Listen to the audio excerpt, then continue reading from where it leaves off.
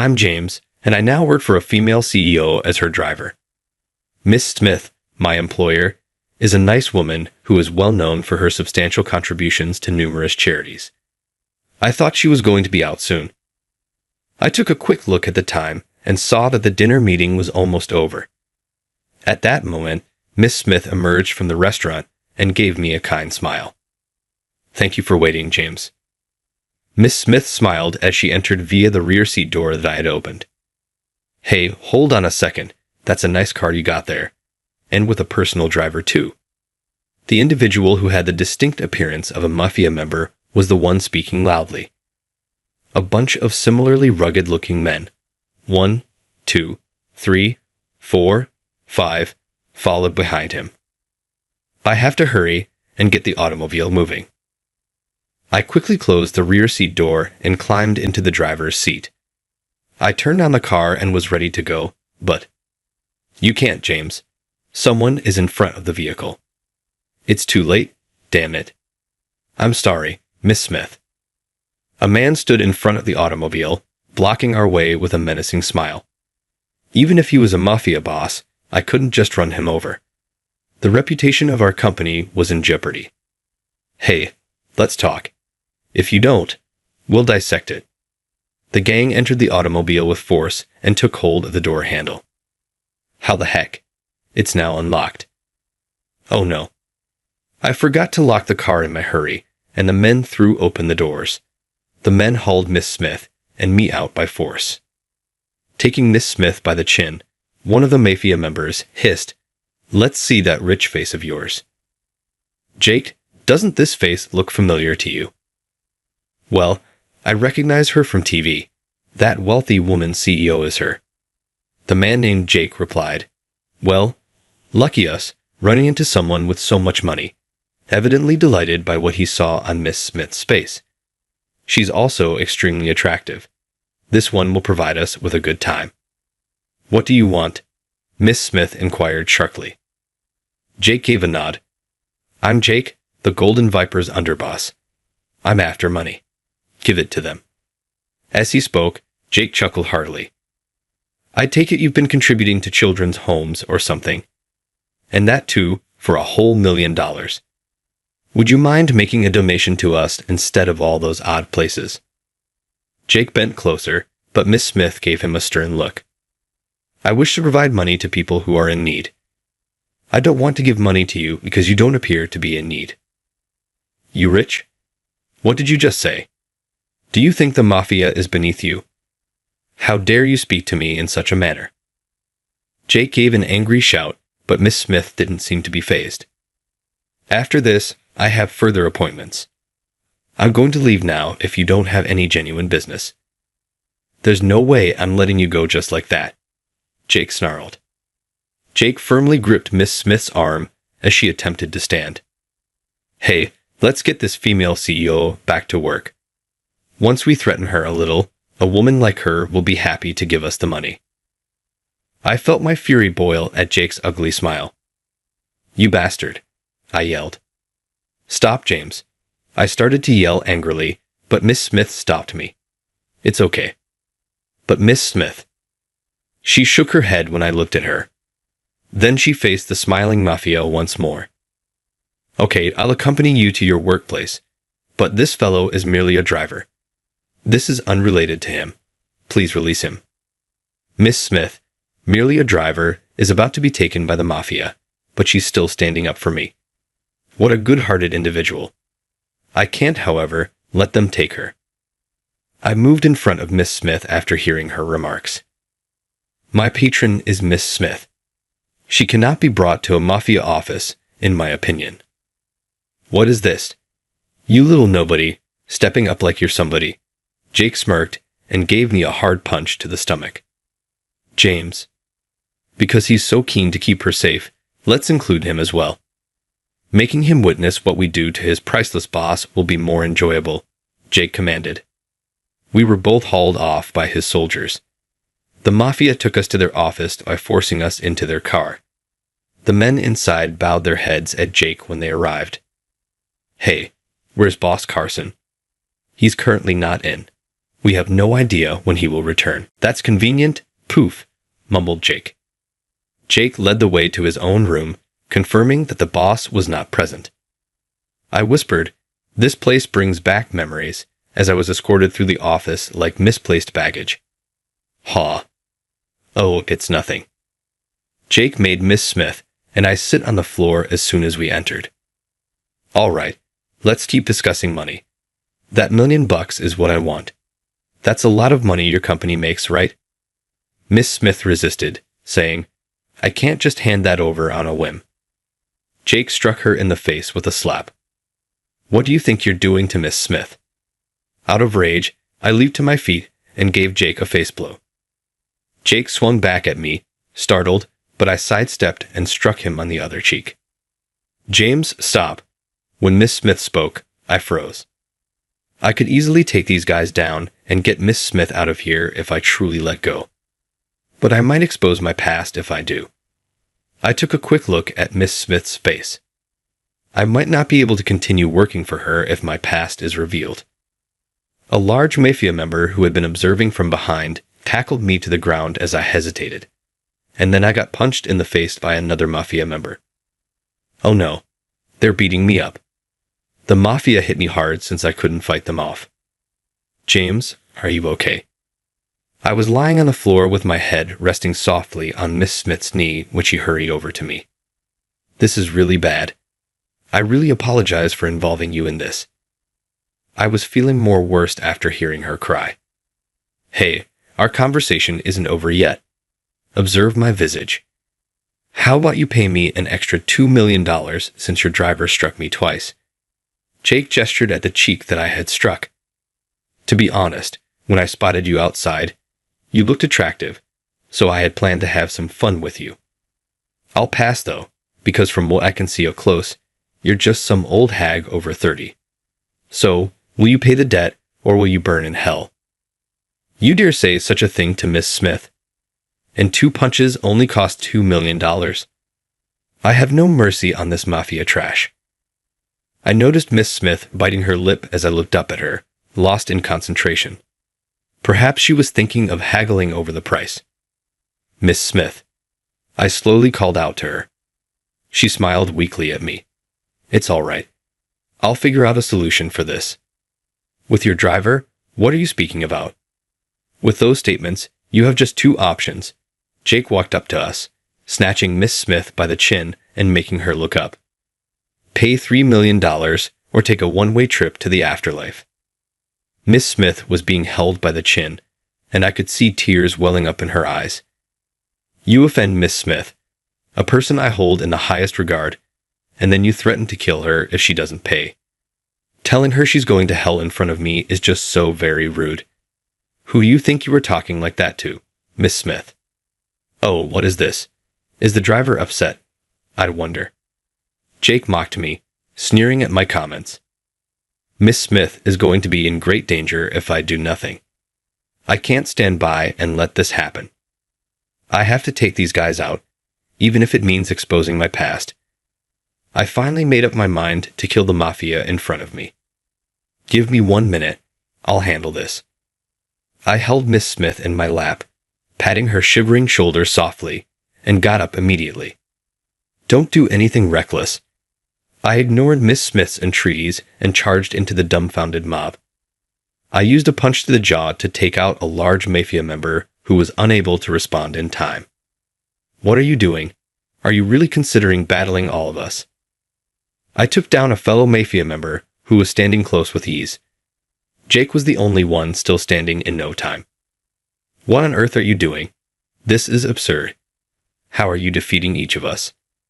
As I continued to wipe out the bigger mafia guys, Jake was taken aback.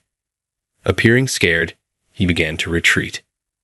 I went straight for Jake's midsection, punching him hard, without responding to his query. How is James that strong? From behind me, Miss Smith's voice quivered with shock. With a comforting grin, I turned to face her and held out my hand. We'll discuss later. Now let's leave this place. Grasping Miss Smith's hand, I began to exit the room. I'm aware of your company's location.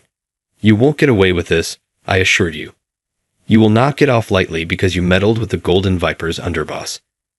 Jake yelled from his floored position, but we left the room without turning around. Upon exiting the office, a few elderly mafia members who had been associated with the Golden Vipers for a considerable amount of time noticed me. A number of them gave startled looks, but I ignored them and continued on. I finally stopped when we were outside and sufficiently away from the office. "Miss Smith, I'm so sorry for putting you in such danger. This wasn't your fault, James. Actually, I'm grateful that you saved me." Miss Smith spoke again with a pleasant smile on her face. "Regarding your past, that's all right too. Till you're ready to tell me, I won't inquire about it." I felt relieved at Miss Smith's pledge. It appears that I will be able to continue working as Miss Smith's driver. Above all, though, I must never let my guard down. Jake is not one to give up easy. I was sitting in the car, as usual, a week after the event, ready to take Miss Smith to her next appointment. If we want to arrive on time, we need head out shortly. Is she running late for her meeting? I was wondering why Miss Smith was taking so long when I heard a woman scream as I looked at the clock. What? What is happening? Stepping out of the driver's seat, I turned to face the building housing our workplace. I watched people shouting as they ran out. The building houses a number of businesses, but the people leaving were all workers for our organization. Is something going on at work? Could it be those people from Golden Vipers once more? I dashed through the doors and made my way to our office floor. Sure enough, it's them once more. I saw Jake and the bulky mafia members inside the office. The office was a terrible mess, and the mafia were brandishing bats. They were using their bats to ruthlessly smash computers. The staff members were huddled up against the walls, shivering from terror. "If you can, try to stop us. We are the Golden Vipers Mafia," Jake yelled with delight. Disregarding the staff members' attempts to stop her, Miss Smith moved ahead of Jake. "Everyone, leave this place right away. I'll take care of this. Come on, get moving." Miss Smith gave her staff orders while giving Jake a resolute glare. Despite their anxiety, the staff obeyed her commands and left the business. Now, the only people still in the office were Miss Smith, the mafia, and myself. Whoa, putting employee safety first? What an ideal employer. However, they don't matter to me. That driver over there, and you are my targets. Miss Smith shot out. Of course, I can't let my employees get hurt, even as Jake held her by the collar, restricting her breathing. Let go of her right now. Why ought I to? Why do you believe I'll follow your advice? Anyhow, Miss Smith, please pay me the $3 million as soon as possible and give that haughty driver over. Until I beat the hell out of him, I won't be content. My response remains the same. I decline. Now release me from your grasp. Oh, is that so? Jake grabbed Miss Smith's collar and raised her off the ground with those remarks. Stop it. Miss Smith kicked her legs up in a struggle. Miss Smith. Hey, just stop it. I hurried to them and held up my fist to strike Jake. Jake was unable to protect his face because he was using both hands, so I delivered a forceful blow. Aw, grab him. Don't undervalue him like you did previously. With a spit full of blood, Jake gave the order for the other mafia members to launch an assault. The mafia appeared to believe they could defeat me as long as they maintained their composure this time, as evidenced by their confident smile. We're ready, and we've got weapons too. It makes no difference. Weaklings remain weak regardless of what they are grasping. I then lunged in the direction of the massive mafia. They laughed at me for approaching them without a weapon, sneering. James, don't do this. Miss Smith covered her eyes as if she couldn't stand to see and yelled in a dejected tone. They believe that in a conflict, numbers count. It doesn't matter how many of these men are out there. Mafia were easy to take down because they were clumsy and ill-coordinated. They attempted a simultaneous attack, but ultimately got in each other's way. I took them one by one in a methodical manner without taking a hit. Jake's attitude went from arrogant certainty to pure shock as less and fewer gangsters stood tall. What in the world is happening? Why, such moron minds? Just one unarmed civilian, that's all. Jake's arrogant smile disappeared as he tried to process what was going on. For you, this marks the end. There is nobody left but you. This is too good to be true. A single guy took us all out.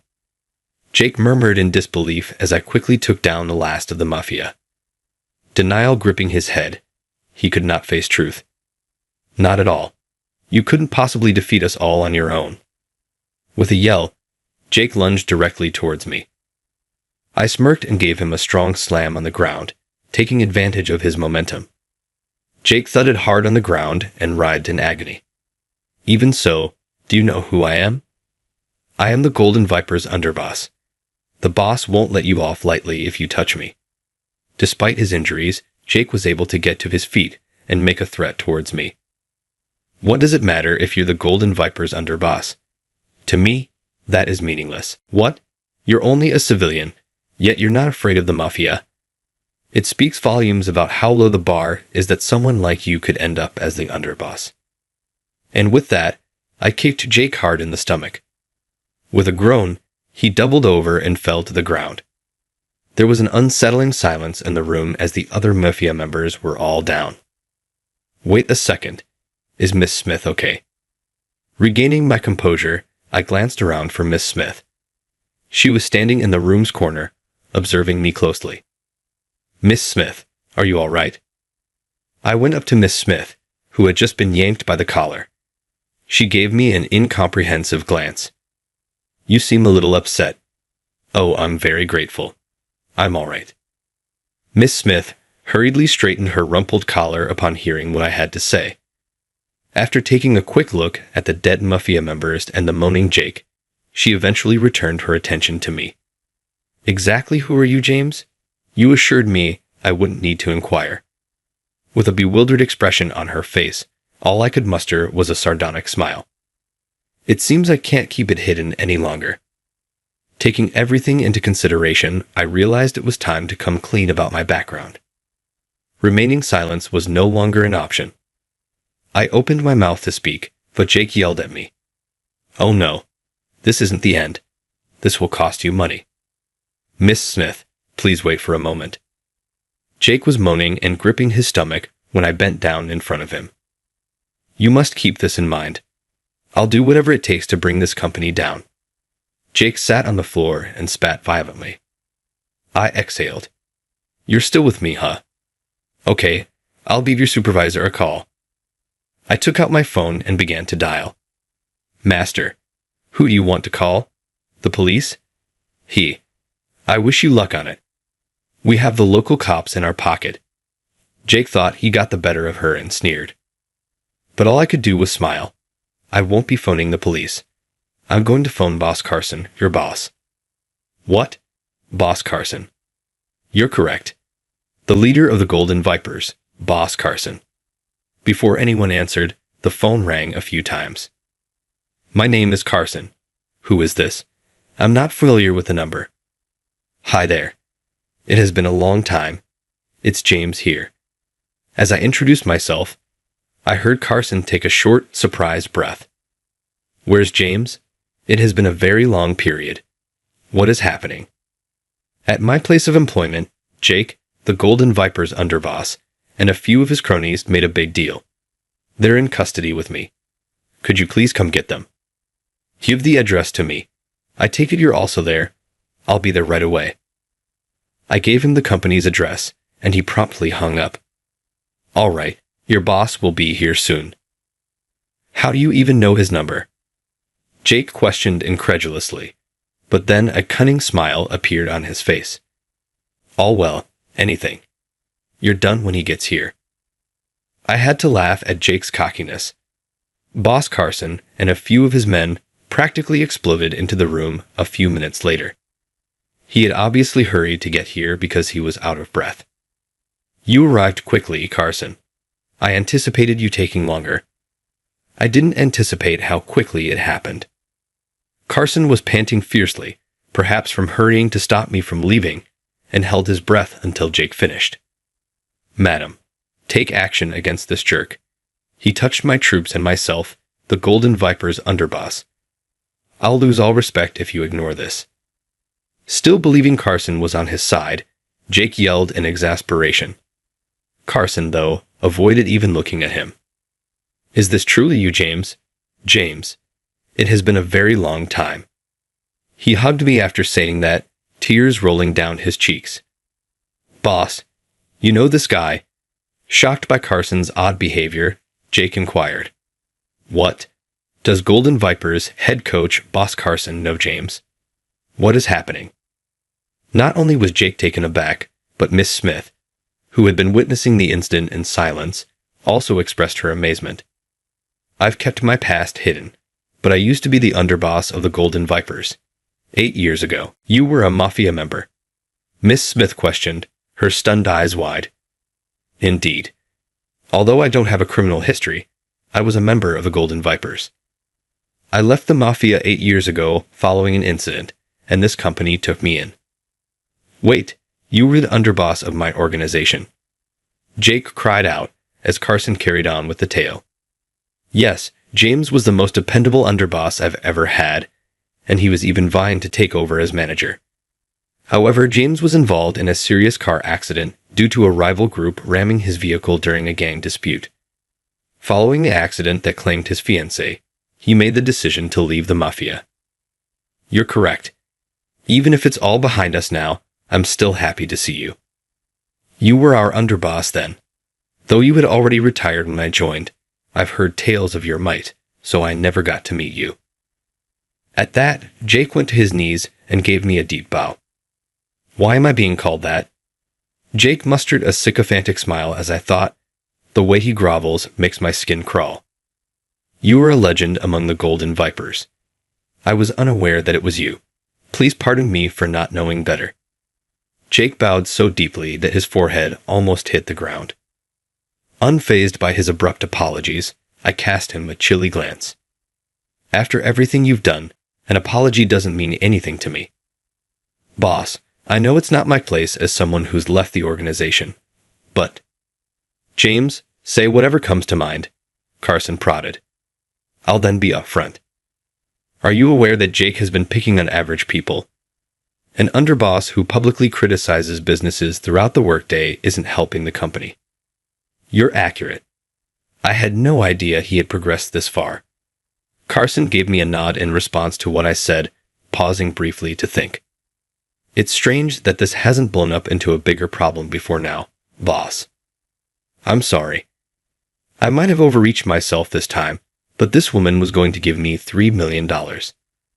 As an homage, I intended to donate a sizable chunk of it to the group." "You knave. Did you really believe that using such tactics to get that much money would get you away with it?" "I'm sorry, I was short-sighted." As Carson shouted at him, Jake quickly bent his head. "It is impossible to ignore abusing your authority as the underboss and putting the organization in jeopardy. To force you to accept responsibility, I'm going to deprive you of your rank and banish you from Golden Vipers." "That seems reasonable," I agreed, nodding, pleased with his choice. The mention of expulsion made Jake's face pale. "Please wait. You can't just kick me out without warning. Wouldn't a pay reduction or demotion be more suitable? Are you currently disobeying the boss's orders? Be mindful of your speech." Carson hit Jake with that, sending him flying across the room. "You are to blame for this. You were never cut out to be Golden Viper's underboss. I erred when I replaced James with you after he departed. Not at all. I'm capable of being the underdog. Kindly think it over again. Golden Vipers can still benefit from my services. No matter what you say, the expulsion stands." After stumbling to his feet, Jake fell at Carson's feet and clung frantically to him. "Since I joined Golden Vipers, you've treated me well. I've made every effort to return the favor. Please pardon me." Jake started to cry, but Carson didn't listen. "I believe it's time for him to own up to his mistakes. Have any recommendations?" I looked at Miss Smith, then gestured to Jake. Since Miss Smith was the one this man directly impacted, It is only fitting that she make the decision regarding his fate.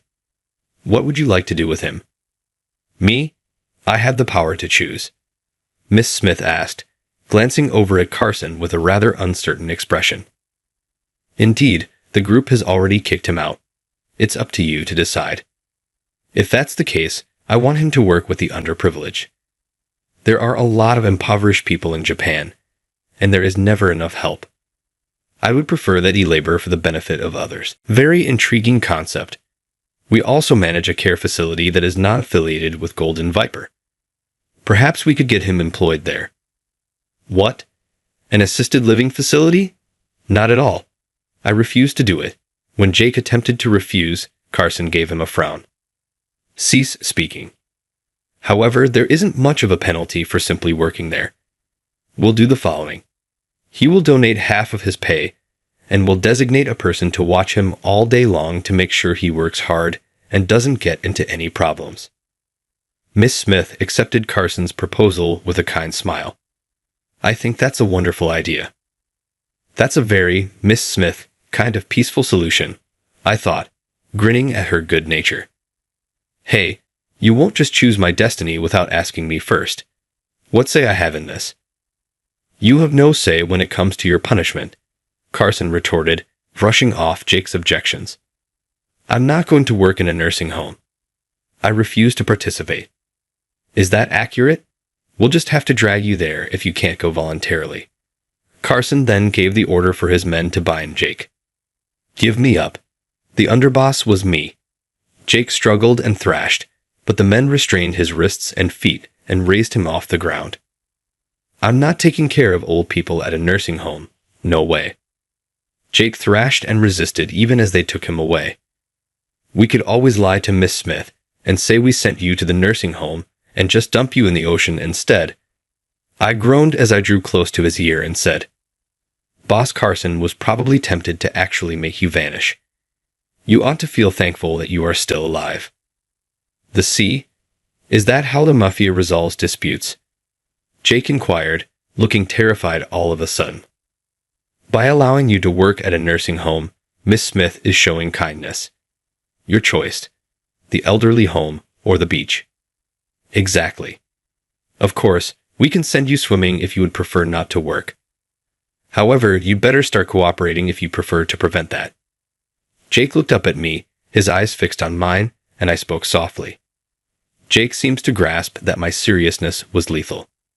He said, All right, I'll work at the nursing home, as he nodded and began to cry.